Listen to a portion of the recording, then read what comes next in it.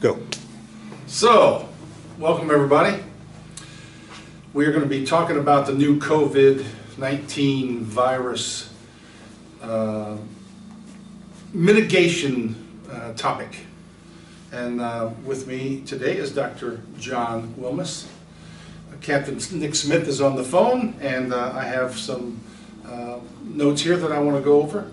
So we'll just jump right into it. Captain Smith, what kind of questions do you have for Dr. Wilmas today? Cool. Thanks for joining us today, Dr. Wilmas. We had we put out an email to ask some of our guys and girls about questions that they might have concerning COVID-19 and our response to it, and just wanted to have you comment on a few of these things. So, first of all, what is our ultimate mission as care providers during this pandemic?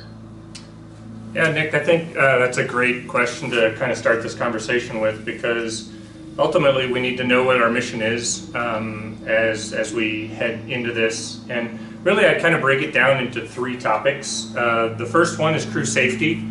This almost would sound like a National Registry style exam, right? Seeing safe, crew safety. And I'll elaborate on that in a bit here. But we also want to provide great patient care during this period of time. We won't focus quite as much on that today, but we will also focus on the third one. And to be honest, in many ways, the third aspect of this mission is the most important, and that is to prevent transmission.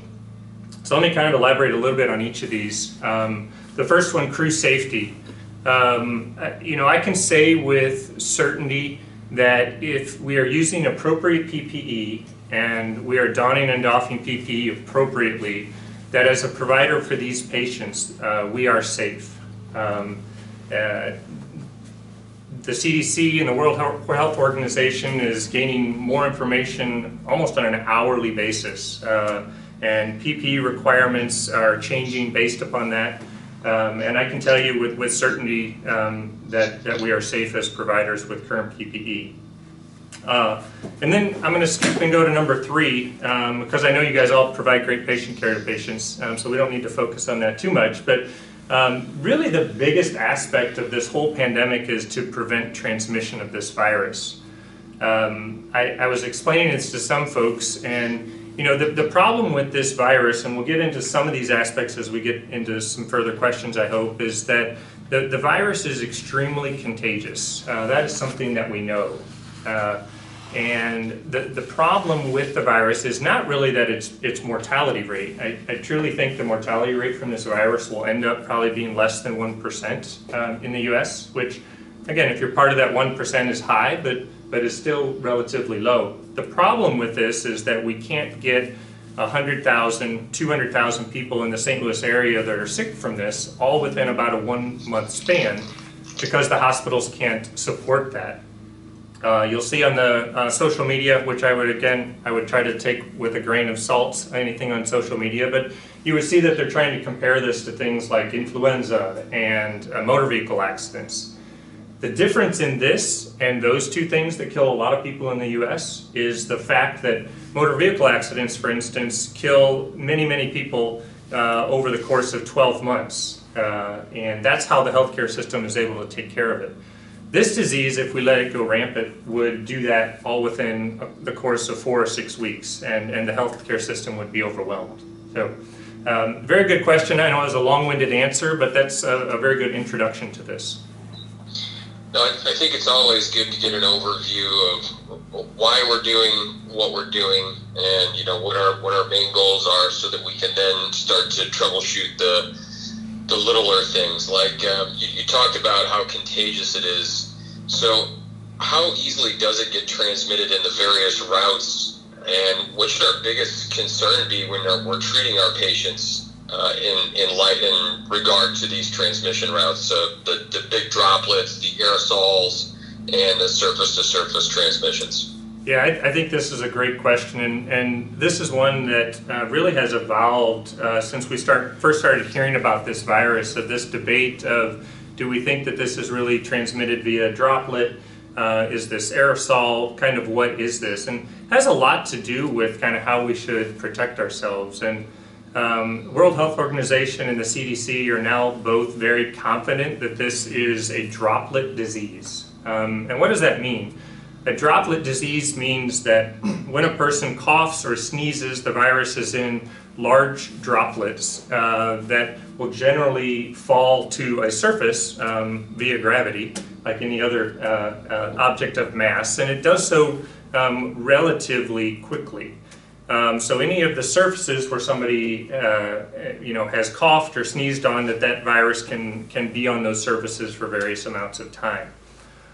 We now know that the virus, unless we do things in the medical field to help promote it, is generally not transmitted by aerosols. And that means that if you go into a room where somebody with COVID has been, and they haven't been coughing or sneezing in that room for generally a very brief period of time, that just walking into that room and breathing the air, you're not going to catch COVID-19. That's why we have social distancing of 6 feet. So I'm trying to be 6 feet away from Nick here. And the thought there is that if he has COVID, I'm 6 feet away. I am not going to catch that from him because this virus is generally not spread by aerosols. We can talk more about kind of risky procedures that we do, things like intubating, things like NEBS and CPAP and BiPAP. Certainly those procedures, because we're aerosolizing the air to deliver a medicine like albuterol, puts us at much higher risk. And we can talk about that as we go further through it.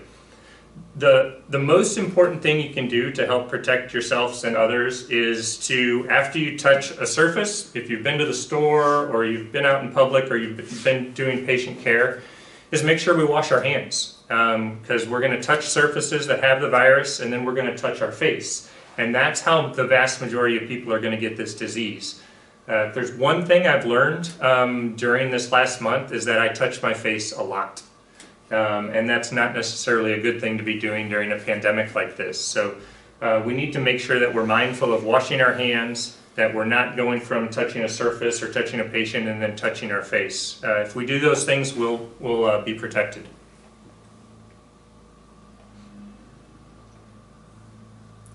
Number 3. Did we lose him? Did we lose Nick? Nick, you still there? Yeah, sorry. To kind of gear in that same direction, as far as walking into what I would describe as an open system. So in other words, people have been coughing, hacking, sneezing, and those sorts of things in their house or in their room and in those sorts of things. And I know it's a little bit easier to protect yourself in the hospital rooms that are, vacuumed and those sort of things. But I think there's a general fear that walking into there with our uniform on pretty much means that our uniform is going to get some level of surface transmission, either lifting and moving the patient or aerosolized or droplets or those things.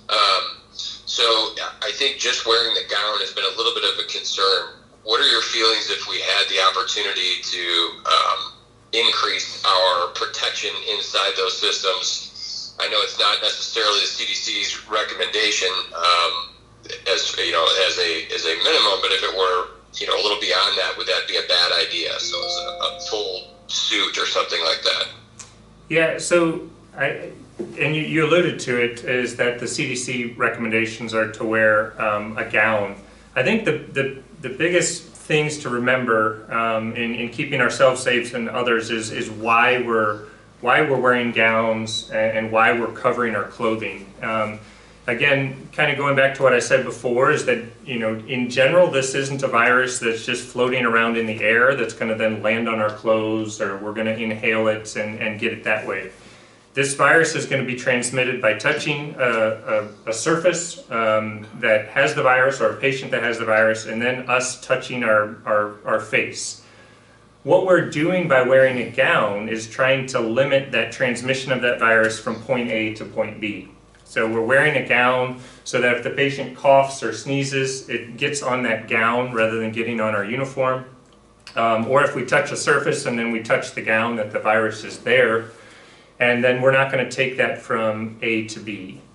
If I just wore my uniform, or my scrubs. If I'm in the hospital, I just wear my scrubs and I go in and I see a patient and they cough and or they sneeze on me, and the front of my scrub shirt has droplet matter from them coughing.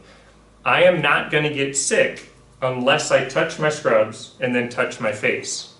And so the point of wearing a gown then is so that I have the ability to do that without transmitting the virus. The virus doesn't magically have wings or legs, so it's not going to jump off of my scrub shirt and get into my nose or my mouth.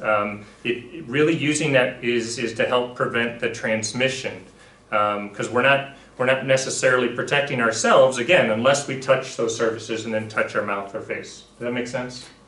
Yeah, I think so. I think one of the practices that we're trying to do at this point in time is pretty much remove our entire uniform after every presumed positive COVID patient, just out of the assumption that it may have some level of contamination on it. Is that reasonable to believe in the course of our moving and lifting and those sorts of things, or are you thinking that's even maybe too far? Yeah, I think if it's not a huge burden, doing that is okay. But I think that really in doing the first steps that we talked about really limit your chance of transmission and getting this virus 99%. Probably more than that. So doing those extra steps, really the key there would be, and I think we'll get into it as we discuss a little bit further, is when I work in the hospital, I wear one pair of scrubs for my entire shift, and I take a gown off and on between each patient. When I wear that same set of scrubs. But then, I don't go from my ED bay to my home and then back to the ED bay and back to home. You guys have a little bit different scenario, because you'll have a patient in the back of the rig and you'll take care of that patient, and then you go back to the firehouse, which essentially for those few days is your home, and you don't want to take that back to your home.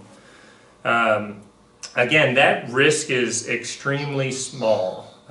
Just understand that just because your back of your uniform isn't covered with something, unless somebody's coughing or sneezing or you're leaning up against something with that virus isn't necessarily going to be on that part of your uniform. So I think the risk is extremely small that you're going to transmit it that way. But again, it's not unreasonable either if time allows to be able to do that. It does have to be every single patient? Absolutely not. The really high-risk patients, yeah, maybe that's something you would want to do, but it certainly isn't a high priority. I gotcha. Cool. Let's talk a little bit about cleaning the ambulances afterwards has become a very timely procedure. It's 1 to 1.5 times now our typical turnaround time, because of the amount of cleaning that we're having to do. I guess one of the questions is wiping down the surfaces in the ambulance and airing out the back for 30 minutes with the appropriate sprays and wipes, is that enough to prevent the various methods of transmission that you've discussed for us and for our patients? Yes, absolutely. So we know that using approved solutions, which bleach solutions or any approved solution, wetting those surfaces down and then letting those naturally dry. So you don't want to wipe it down and then dry it right away. You want to keep that surface wet for an appropriate amount of time, and then airing out. And like I alluded to with the droplet versus aerosolization, if you have a patient who's coughing and sneezing in the back of your ambulance, airing that out for 30 minutes is more than enough time to let any particulate matter get out of the air. But we do know that using approved solutions and wiping them down is effective and a good way to make that area safe. And we really should be doing that for many patients. Any patient that you have a concern for, we should be doing that. One thing that I think that's going to come out of this that's going to be positive is I think we're going to be much better at limiting transmission of other viruses. Think about the flu epidemics. We don't really want to compare this to flu because there's some big differences, but the flu is a virus that we don't want to necessarily transmit either. And everything that we're doing with this virus, we should be doing with influenza every single year. And I just know in my practice in the ED, And I'm pretty sure your practice in the back of the ambulance that people generally aren't doing these things. So we're going to learn a lot from this. Very good. Is there certain situations, like if we were to aerosolize a solution or we were to perform an intubation, or if somebody was just uncontrollably coughing or hacking in the back and pulling at their mask, and they're presumed positive, should we consider decontamination on those calls by using the UV lights or maybe a chemical spray or some sort of misting cleaner that we could use in the back that would just cover everything? Is it a higher level for those types of calls? Yeah, I mean, this is a little difficult to answer. I can tell you that using an appropriate solution or using a UV light are both effective ways of decontaminating the back of the ambulance. At the same time, I can tell you that, yeah, if you're performing a high-risk procedure like an intubation, or CPAP or BiPAP or nebulizer treatments, those sorts of things, that we know that this virus can get aerosolized, so you're probably going to take a little bit more time and precautions in cleaning surfaces in that area. So we are going to do that in those types of cases, but just understand that both are very effective methods for decontaminating the rig. Okay. As far as, one of the things being at the firehouse, I think that just has a lot of people unnerved is just, I think the thought is that it's really going to be hard for us to prevent ourselves completely from getting it, just by the fact that, even though we're practicing social distancing to the best degree we have, obviously if you're at home, you're just around your family, but if you're at the firehouse, you're around 5, 6, 7, 8 other people. Are we at a significantly higher risk by just being at the firehouse together? And should we alter our arrangements with each other during these times? Yeah, I think, Nick, that probably the easiest way to answer this is just to consider your firehouse like your second family. And I mean, that's what you guys think of each other anyway. So just think of the same thing. I mean, you want to protect each other the same way that you would protect your wife or your children at home. And we're going to do the same types of things. Maybe we're going to sit a little bit farther apart when we're, maybe watching a movie, or at dinner we're going to sit a little further apart. We're certainly not going to share a bottle of water with Nick, because I wouldn't want to share a bottle of water with you anyway. But, we're going to do those things that make sense. We're going to make sure that we're washing our hands before we make and prepare any food, after we eat. We're going to, good hand hygiene, certainly at multiple times throughout the day, are going to be very important. So just think of it like your second family. Yeah, is there more risk because we're in contact with more people? Absolutely. But we can do the same types of things with our firehouse that we will with our same families to keep us safe. Cool.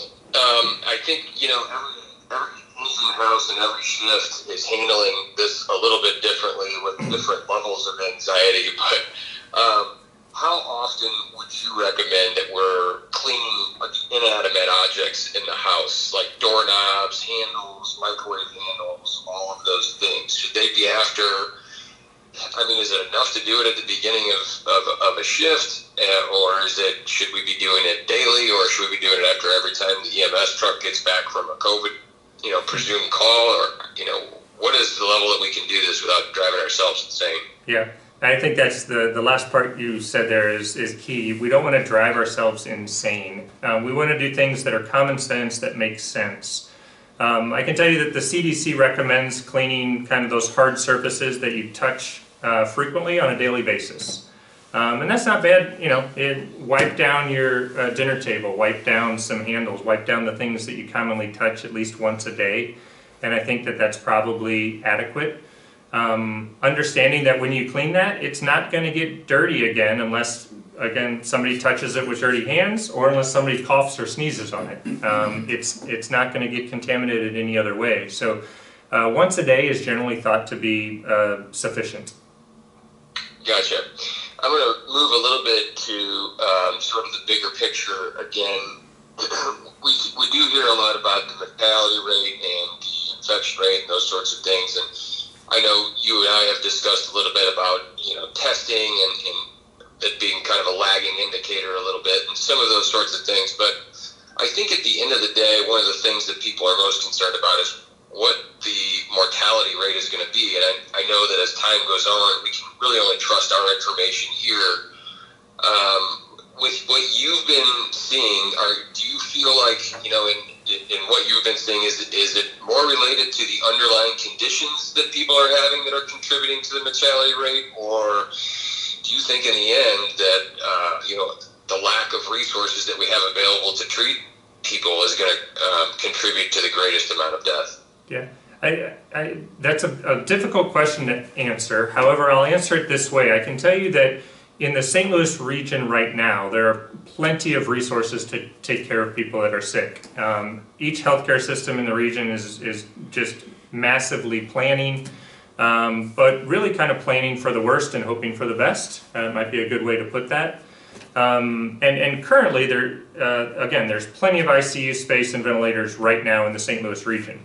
That's the idea of social isolation and trying to flatten the curve. That's kind of, I guarantee that'll be a Jeopardy answer in about 5 years, flattening the curve.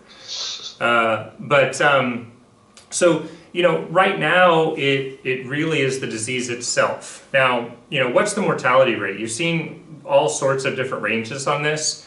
And this really is going to be kind of my guess based upon kind of what I know from science and then kind of what I'm seeing in my own practice. And that I would think that in the US and especially in the St. Louis region, that the mortality rate of this is going to end up being less than 1% when all is said and done. And I say that for a couple different reasons. The main reason is that I think we're only seeing the tip of the iceberg as far as the number of patients that have this. I think there is a huge number of people out there that have this disease or had this disease and had very mild symptoms, never sought medical treatment, never sought testing. Okay, so in a way that's somewhat reassuring for us, all right, because we don't have to think of this disease as, oh my gosh, if I get this disease, I'm going to die, because that's just not the case, right? The biggest key, and it kind of goes back to what I said first, is more understanding that this disease is very contagious. And if we have 3 million people in the St. Louis metro area that get the disease, and of that 10% gets sick enough to be hospitalized, and of that less than 1% of the people die or 10% need ICU space, we don't have beds. We don't have beds for having 80% of our population to get infected with a virus over a 2-month span. That's not the way the healthcare system was built. So again, it's more of thinking about spreading this out over time so that our healthcare system can keep up. And the healthcare system will be able to do that if we do the right things. I gotcha. Yeah, and speaking of the curve, I know a lot of people have been focusing on different resources out there, some more credible than others, but it seems like there's a consensus that thinks that the peak time for this may be in late April, and maybe a resource peak time maybe early May. 2 questions. The first is, if that's true, how do you think that is going to impact us on the EMS side of the game, in so much as a massive surge in runs, or is it just going to be more frequency in our regular call volume?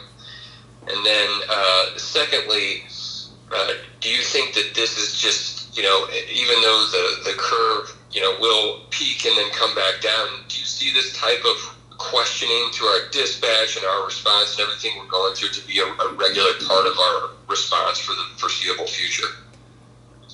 And it depends kind of what we want to define as foreseeable future. If I could answer this question definitively, I would be sitting next to our president on CNN or Fox News and not be talking to a Sony cam.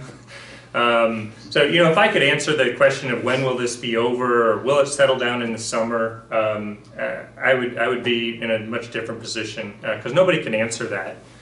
I can tell you probably with certainty that over the next few weeks we're going to continue seeing a lot of cases of this. We haven't reached our peak yet, and time will tell when that starts to plateau.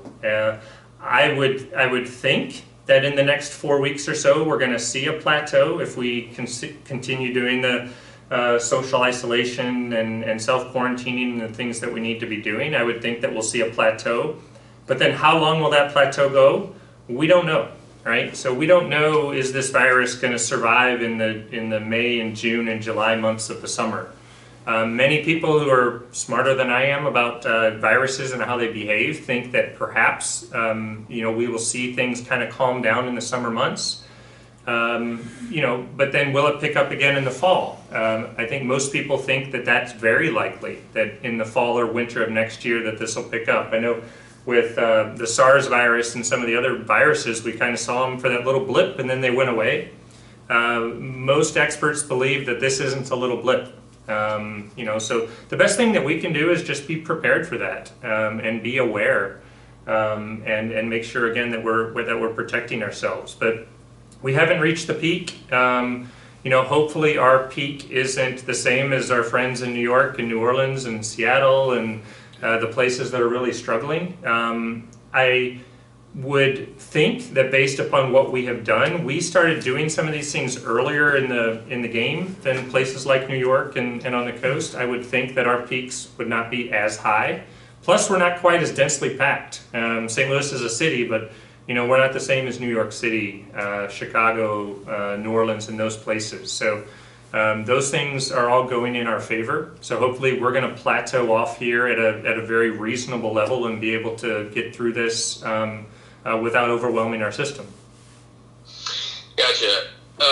In so much as being around family members, I know there's a lot of people in the department who have at-risk family members, be it their parents or even the people that they're quarantining with in their home. From the standpoint, is there a point that you might consider it'd be a best practice for us to completely self-quarantine ourselves from these at-risk members within our home if we've been exposed, or should it just be something that we really do when maybe we see a symptom develop of any kind, we say, hey, I'm going to self-quarantine, or do you think proactively doing it just because we're coming to work and going home is necessary? I think I'm going to kind of answer this in multiple parts, and you kind of just made me think of one thing, is we really have to understand what an exposure means, all right? So an exposure is not taking care of a patient who has COVID if you're using appropriate PPE, okay? That's why we wear PPE. So if you take care of a patient on your shift and they have COVID, or I'm sending out emails now almost on a daily basis saying, hey Nick, somebody transported a patient with COVID. We go and investigate, were they wearing appropriate PPE? If that's the case, it's done. That's not an exposure, and that risk of transmission and taking that home to your family is negligible, is extremely low, okay? That's the first part. The second part is I'll just tell you what I do. So I take care of patients. I've been in our COVID tent outside Mercy, so just being patients come through, multiple patients a day, screening them and testing some, sending some home, sending some in. My workflow is that I wash my hands, make sure I do all of that really well before I leave the hospital. I get into my car, drive home wearing my scrubs and my shoes that I wore throughout that shift. I take my shoes off in the garage. Even though we know that shoes don't carry a high risk of transmission, I just feel a little bit more comfortable leaving them out in the garage. I walk directly into my laundry room, take my scrubs off, throw them in the washing machine, and then walk directly to the shower and take a shower. So I'm not, sitting down on the couch and having my beer in my scrubs. That's a practice that was never liked in my house, but now I'm not doing it. So doing those things, really, really, really will lower the chance of taking this home to your family or your loved ones. It's nice for me. I work 4 shifts in a row, so I just keep filling up the washer. At the end of my 4-day stretch, I wash it in normal detergent, normal water, and that, effectively eliminates the virus from my uniform or my scrubs. So that's my process. I'll tell you that some of my partners at the hospital have a different process. So they will take a change of clothes into the hospital, have a clean bag, leave it in their locker downstairs, kind of away from the main part of the hospital. And they'll go down, they'll change, they'll shower, change into those clothes there, and then go home. And I think that's fine as well. If you're using common sense and common practices, we're really going to limit the chance of transmitting this. I gotcha. Appreciate that. Speaking of at home, if we were to have a spouse that obviously we're not, completely separated from, that we're living with in our house, if they were to become ill, should we take steps to keep ourselves from coming into work until we have a bigger picture of what's going on in the fact that we could be in the latent period of the infection? Or is that, how do you gauge that situation for us so that we can be responsible for people at work? Yeah, I think this is something that this is something that has evolved over the course of the last 4 or 6 weeks kind of tremendously. And I think it's more of a common sense approach to this. And that means, if you have a spouse or a loved one that gets sick at home, well, they should do what we recommend for everyone, and that is kind of quarantine themselves until they're fever-free, symptom-free for 3 days.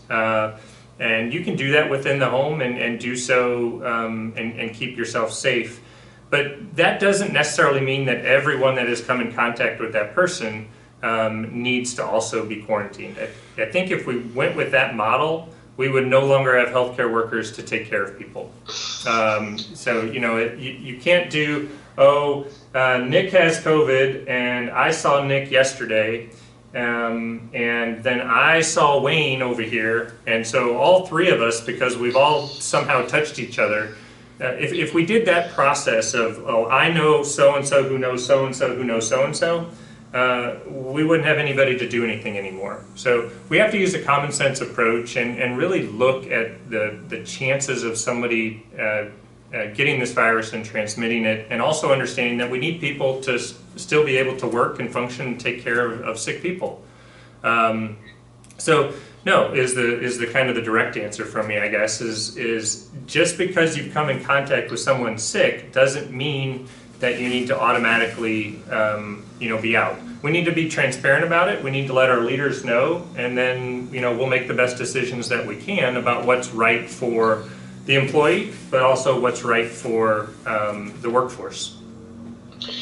Very good. I had just one other question for you, and have you seen any outside the box ideas that other EMS agencies have employed, such as alterations to the patient compartments, or somehow covering the patient to inhibit contamination of the ambulance space? Is anybody having any a specific COVID or sick case transport ambulance or things like that we could be trying to think of from an innovative standpoint? Yeah, I'll tell you, if you get on YouTube, you're going to find about 50,000 videos about novel what do paramedics have, right? They have time to think about these wonderful things. So there are things that I've seen, plexiglass boxes that you put over the patient's head that you can put your arms into when you're doing high-risk procedures. I've seen people putting plastic over so that they can do high-risk procedures with plastic shield between them.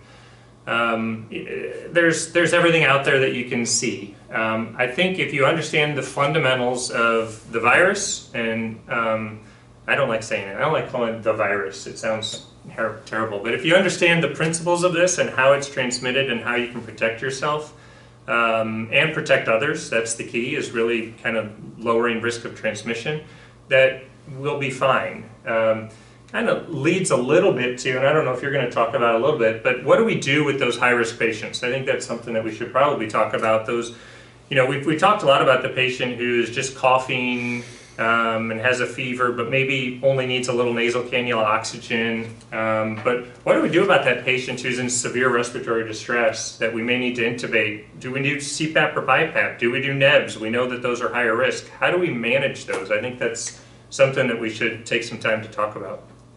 Yeah, I would love to do a training piece that kind of reorients us to our triage and treatment process. I know specifically from running a couple calls firsthand the other day that it really throws off all of your muscle memory for treating patients, and that was definitely going to be a learning curve for me. So I think putting something together like that would be very helpful for our guys. Yeah, I think in general, one thing that I do want to make sure that I get across is that not everybody that's short of breath, or not everybody that's in cardiac arrest is short of breath or in cardiac arrest because of COVID. And I really think we need to make sure that we don't deviate from what is our standard of care and what we consider best practices, so that we're taking the best care of patients. Emergencies are still going to happen.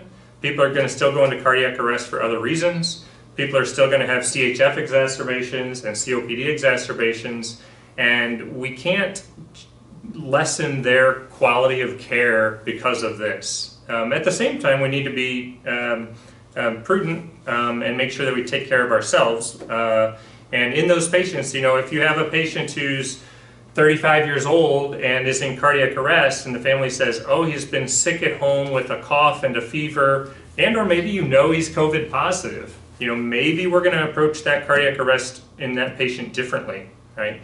But that doesn't mean we should do it for all cardiac arrests, because the 45-year-old who's at the park and jogging because he wants to self-isolate and goes into a VFib arrest, most likely is in a VFib arrest for the same reasons he would have been for the last 20 years, and we need to do good CPR, and we need to defibrillate, and we need to save those lives that we can. So that's a big take-home point, that I want to make sure that this doesn't alter our care for the other patients who still have emergencies.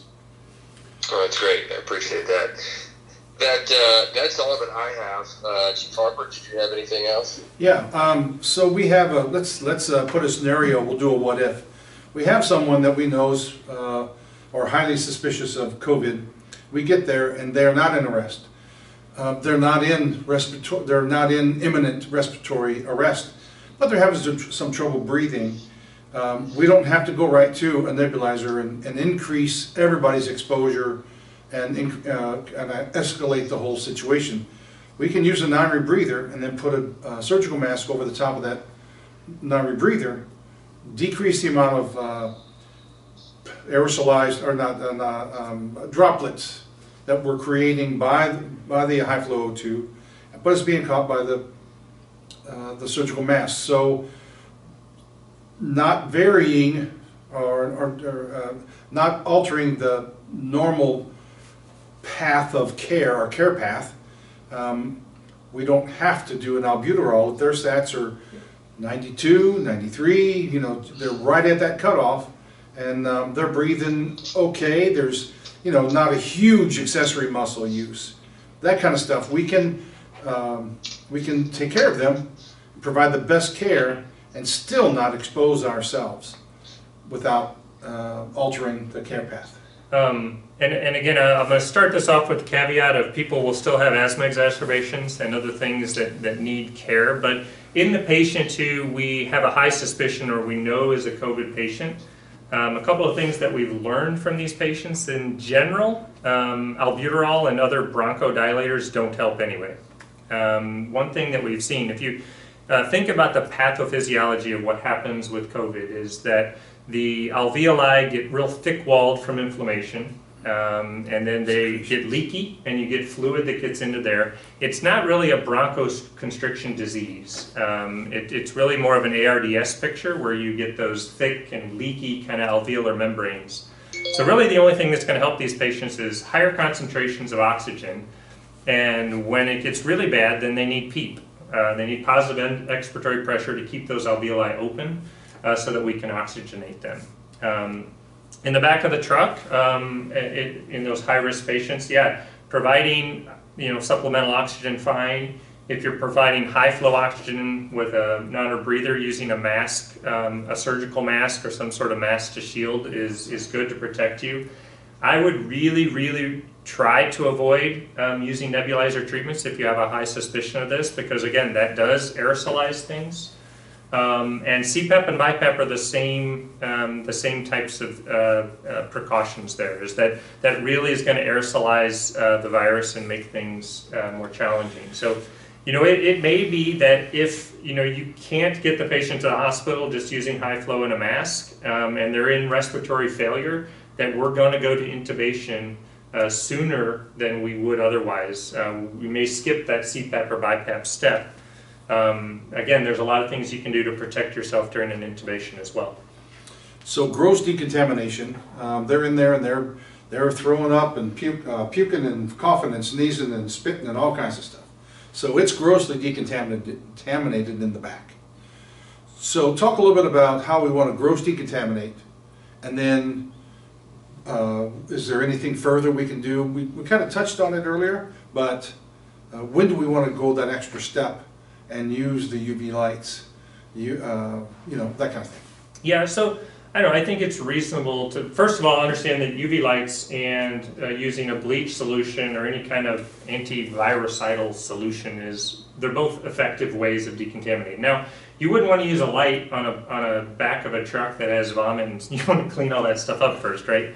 One, it's just gross, but two, you want to make sure you wipe it down first. But I don't think it's not a bad practice to use your bleach solution, we'll just say that for whatever kind of solution you're using, wipe down the main surfaces of the back of the truck, the hard surfaces, the things that you touch, and then use a UV light after.